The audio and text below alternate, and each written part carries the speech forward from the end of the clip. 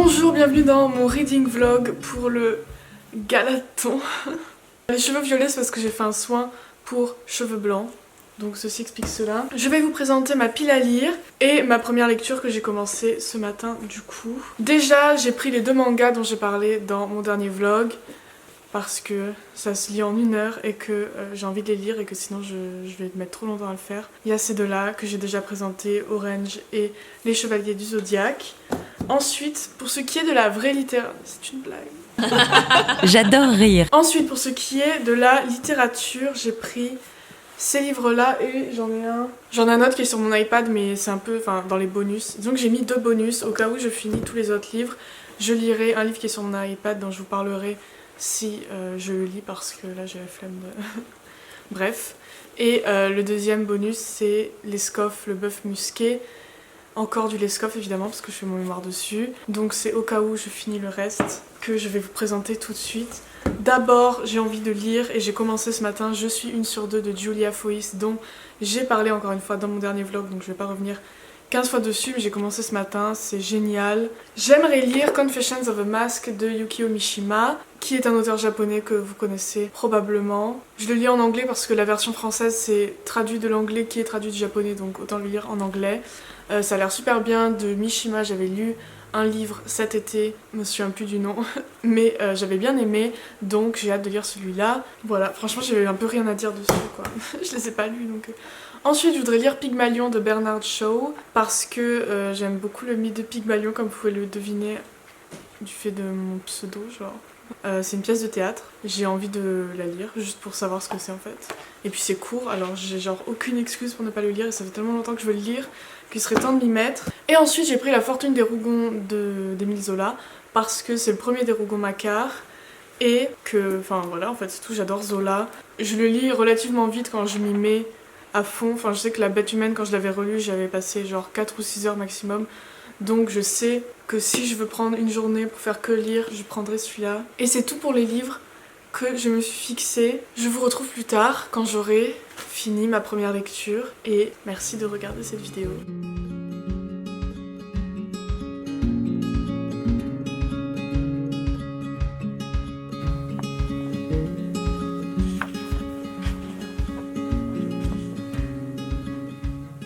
Il est 23h37, je me suis remise à lire à 20h et quelques environ, enfin bref.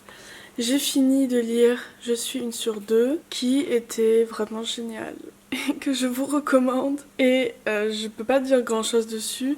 Si vous voulez un aperçu de ce qu'il y a dedans, je vous remettrai le lien vers l'interview dont j'ai parlé et que Julia Foyce a fait chez Brut et qui résume bien le propos du livre. Mais il y a quand même beaucoup plus dans le livre forcément, ça me paraît évident. Qui que vous soyez, je pense que c'est une lecture qui est nécessaire, même si évidemment il faut faire attention au trigger warning parce que elle raconte ce qu'elle a vécu et elle le raconte de manière crue, comme ça s'est passé. Mais si vous vous sentez capable de le lire, vraiment lisez-le, genre... Vraiment, faites-le. C'est hyper pertinent, c'est une analyse de la culture du viol, mais via une expérience personnelle et individuelle. C'est une volonté de politiser l'intime, même si, il y avait une phrase, mais... Même si, comme elle cite Clémentine Autain, que je connaissais pas avant aujourd'hui, maintenant je la connais, qui écrit « Il ne s'agit pas de vie privée, mais de violation de l'intime », ce qui est très juste, je trouve. Enfin bref, je vous le recommande vraiment et je trouve que c'est très bien équilibré entre récits personnels, chiffres, sociologiques et politiques et revendications. Enfin vraiment, c'est vraiment bien. Je n'ai rien d'autre à dire. Je vous retrouve demain.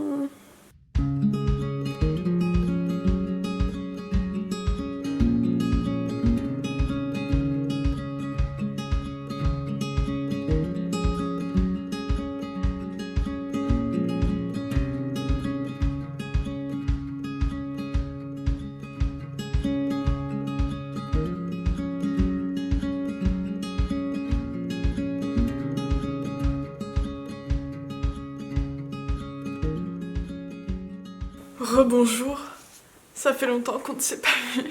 Ce matin, enfin non, cet après-midi, j'ai terminé Pygmalion de Bernard Shaw. Je lis pas très efficacement en ce moment, mais j'essaie aussi de regarder des films et de me remettre à travailler sur mon mémoire, ce qui marche bien pour le moment, mais j'ai pas envie de me jinx. Bref. J'ai fini ça cet après-midi, du coup, c'était très différent de ce que je pensais que ça allait être, mais j'ai beaucoup aimé. Donc en fait, c'est une comédie qui raconte en gros l'histoire d'un homme qui est spécialiste en phonétique, ils sont deux d'ailleurs.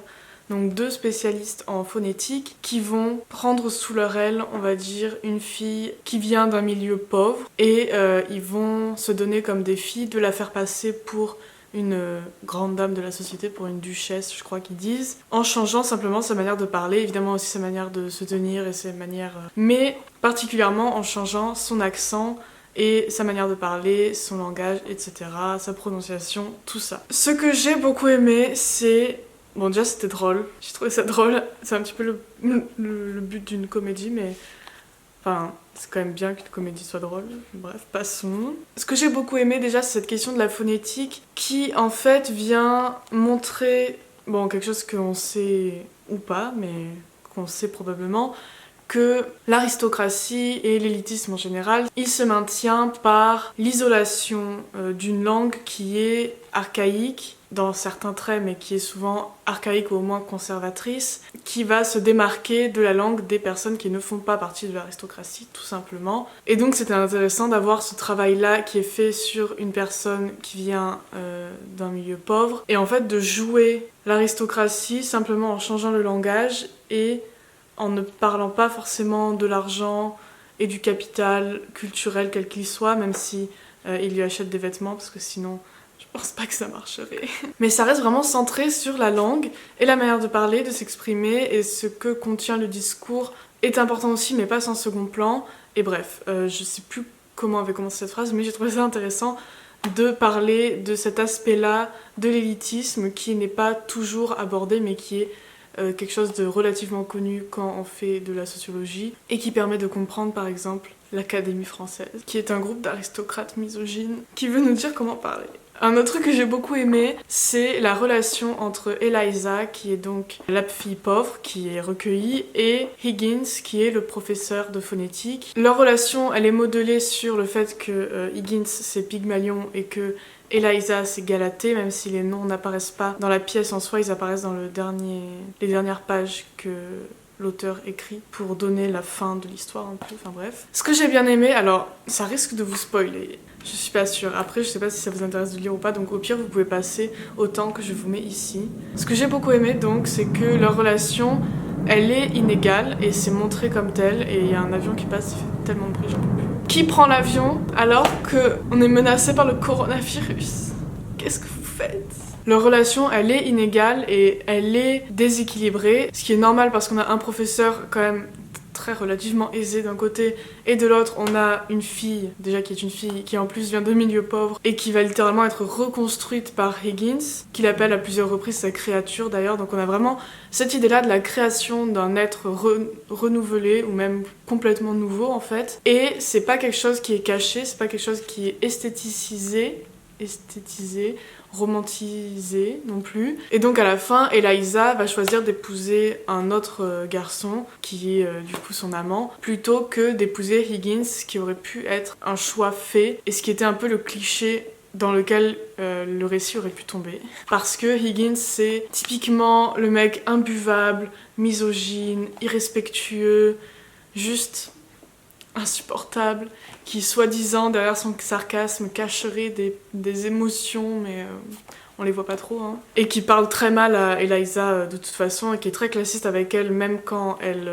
change de classe sociale grâce au cours qu'elle a pris. Et donc face à lui, on a Eliza qui est une femme forte et qui se construit dès le début dans le fait qu'elle parle pour elle-même et qu'elle se défend elle-même, et jusqu'au bout elle va être comme ça, et donc elle va choisir d'épouser quelqu'un d'autre qui n'est pas Higgins, qui n'a pas 20 ans de plus qu'elle. Ça va pas ruiner leur relation parce qu'il va y avoir une amitié qui persiste, ce qui est vraiment bien.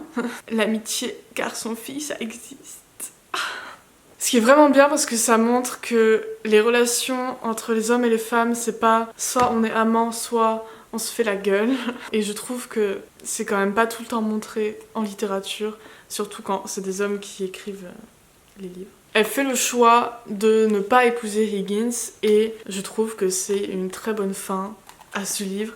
Et dans les pages qui suivent, Bernard Shaw écrit notamment... Il écrit quelque chose sur le fait qu'Eliza ne soutient pas ou n'a pas ce fantasme d'être malmenée ou rabaissée ou même frappée par un homme qui serait supérieur à elle. Et c'est pour ça qu'elle fait le choix d'un homme qui est son égal. Et je trouve ça très bien. Enfin franchement c'est très bien. Je l'ai lu avec l'audiobook sur Scribd, dont je vous ai déjà parlé, le lien est en barre d'infos. Si ça vous intéresse, je vais pas revenir dessus. Je l'ai lu avec l'audiobook en fond parce que c'est du théâtre. Mais surtout parce que ça tournait quand même autour de la phonétique et en fait, si on n'a pas les accents, ça permet pas d'avoir la pièce vraiment dans tout ce qu'elle a d'oral en fait. Et de toute façon, le théâtre, c'est quelque chose, c'est toujours difficile de parler d'une pièce de théâtre quand on l'a seulement lue ou quand on l'a seulement vue. Donc moi, je trouve que c'est un bon compromis de lire une pièce de théâtre et d'écouter l'audiobook en même temps, surtout que là, l'audiobook, c'était un audio d'une représentation théâtrale de ce livre-là. Bon, il fallait que je mette pause pour lire les didascalies, mais c'est pas super grave non plus. Genre, ça va. Mais du coup, c'était vraiment bien parce que j'avais les accents et on avait l'accomplissement des didascalies, tout ça. Donc, je trouve que c'est une bonne manière de lire le théâtre. Si ça vous intéresse, ce que j'aime bien quand on met un audiobook en même temps qu'on lit le livre, c'est qu'il y a le temps que ça va mettre pour lire le chapitre. Et ça me satisfait beaucoup. J'aime bien commencer et savoir combien de temps je vais devoir lire. Je trouve que les audiobooks pour le théâtre et la poésie, surtout quand c'est du théâtre et de la poésie dans une langue qui n'est pas notre langue maternelle, ça permet vraiment de mieux lire et de mieux comprendre ce qu'on lit. C'est tout ce que j'avais à dire là-dessus. J'ai beaucoup aimé ce livre et je vous retrouve demain. Pour la suite de ce reading vlog, je me filme pas beaucoup quand je lis, mais en fait c'est juste que si je pose ma caméra pour me filmer, je la pose loin de moi parce que sinon, c'est moche. Le problème c'est qu'après il y a mon chat qui s'installe sur moi et du coup après je peux pas me lever pour aller arrêter la caméra et du coup après j'ai genre 40 minutes de moi en train de lire. Bref, je vais vaquer à mes occupations et je vous retrouve quand j'aurai lu Orange. Ciao. Bonjour, c'est la Emily du futur. Tu mettras pas ça. Bah si. Bonjour, c'est la Emily du futur. Apparemment, j'ai oublié de parler de Orange, le tome 1 du manga qui s'appelle Orange, enfin bref, que j'avais lu ce soir-là, il me semble. J'arrive pas trop à refaire la chronologie, mais je l'avais lu et j'avais beaucoup aimé, c'est très Nana vibes. Bon, je me rappelle en avoir parlé, mais je sais pas où j'ai mis le film, donc bref, je vais en reparler maintenant. Donc c'est l'histoire d'une fille qui un jour reçoit une lettre où en fait c'est elle du futur qui lui la prévient un peu d'un danger qu'un mec arrive dans sa classe, bref, ce jour-là et qu'il va mourir, bref. Et en gros, elle va recevoir ça et elle va voir tous les regrets qu'elle a 20 ans plus tard environ, elle va essayer de changer au moins la majeure partie de ces regrets-là et de faire des choses qu'elle avait pas osé faire à l'époque pour hopefully changer un peu la tournure des événements et éventuellement sauver le garçon qui vient d'arriver dans sa classe et dont évidemment elle tombe amoureuse. Oh mais tu lis quoi, Emily? Non mais il est bien en vrai. Mais est-ce que c'est genre du contemporain? Non, c'est un manga. Enfin, ah, ça va si c'est un manga alors, c'est pas pareil. Du coup, ouais, c'est assez proche de Nana, je trouve, dans l'effet que ça fait quand on lit, parce que c'est facile d'entrer dedans et on est un peu pris dedans et j'aime bien. Après, il y a une petite touche fantastique qui arrive dedans, mais franchement, j'ai bien aimé. Donc, je vous le recommande, ça vous intéresse et j'aimerais bien lire la suite, un jour peut-être. Qu'est-ce que je fais? Ah oui. J'ai froid. Enjoy le reste de cette vidéo. Bah, mets un pull.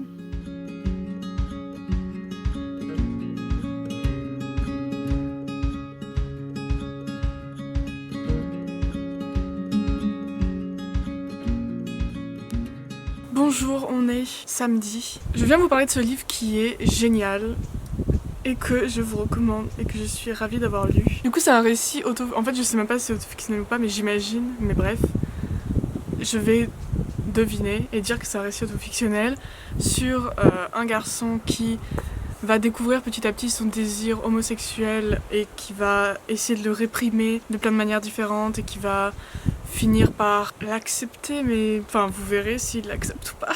Mais voilà, c'est cette découverte de soi, ses premières amours adolescentes, comment est-ce qu'il a réussi à conjuguer ça avec sa vie à l'école, sa vie avec les filles, etc. Je trouve que c'est très bien écrit, même si évidemment c'est une traduction. Mais voilà, j'ai beaucoup aimé, il y a des vibes, excusez le terme, il y a des vibes un peu de Proust, même si c'est très discret, mais je trouve qu'il y a quand même des éléments qui se conjuguent avec la recherche en tout cas, notamment le passage avec le piano et Sonoko qui joue du piano, qui faisait penser au passage, je sais plus comment s'appelle le morceau de musique dans Proust, mais vous voyez de quoi je parle. Voilà, je trouve qu'il y avait des petits passages par-ci par-là qui faisaient penser à La Recherche de Proust, même si ce sont des récits qui sont très différents et qui ne se ressemblent que dans le fait qu'ils sont autofictionnels et que les deux auteurs étaient gays. Mais je pense qu'il y a quand même quelque chose à creuser là-dedans.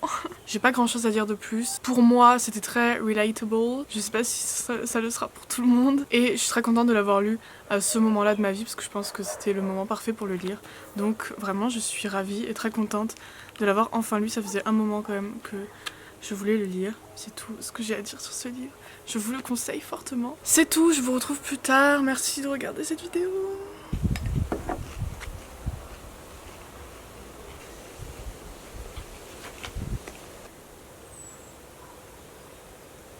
J'ai terminé le tome 1 des Chevaliers du Zodiaque. J'ai bien aimé. Je trouve que ça se voit vachement que c'est juste un tome introducteur et c'est un petit peu dommage parce que je préfère quand on entre direct dans le rythme de l'histoire. Alors que là on a eu un espèce de fast-forward de tout ce qui s'est passé avant que la guerre sainte commence. Et du coup c'est un peu dommage parce que c'est des moments qui sont hyper intéressants dans la formation des personnages, etc. Et je trouve que ça aurait été bien de passer plus de temps dessus. J'ai bien aimé le truc de la peinture à la fin. Enfin dans le chapitre 6 du coup. J'ai beaucoup aimé mais voilà, c'est un truc, ça dure 3 pages et après c'est fini.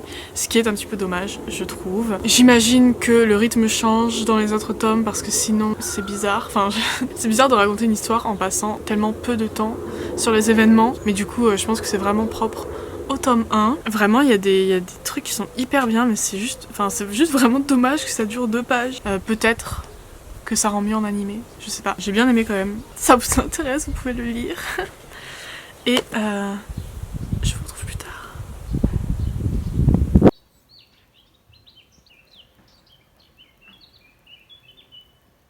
Rebonjour, nous sommes dimanche, c'est la dernière fois qu'on se voit aujourd'hui. Ce matin j'ai commencé La Fortune des Rougons de Zola. J'ai pas lu grand chose aujourd'hui, mais c'est pas grave. J'ai lu tous les livres que je voulais lire en priorité, j'ai pas lu les 2 bonus. Mais j'ai lu quand même ce que je voulais vraiment lire. Je le finirai probablement pas ce soir, mais vous aurez mon avis complet de toute façon dans mon bilan culture. En attendant, ce que je peux vous dire c'est que le premier chapitre fait sans doute partie des plus belles pages de Zola. Donc je sais déjà que je vais adorer ce livre. Vous avez même pas besoin d'avoir mon avis, je peux vous dire déjà que je vais aimer. Mais voilà, c'est tout pour aujourd'hui et c'est tout pour cette vidéo. J'espère que ça vous a plu. N'hésitez pas à me parler de ce que vous avez lu et je vous retrouve bientôt dans une prochaine vidéo.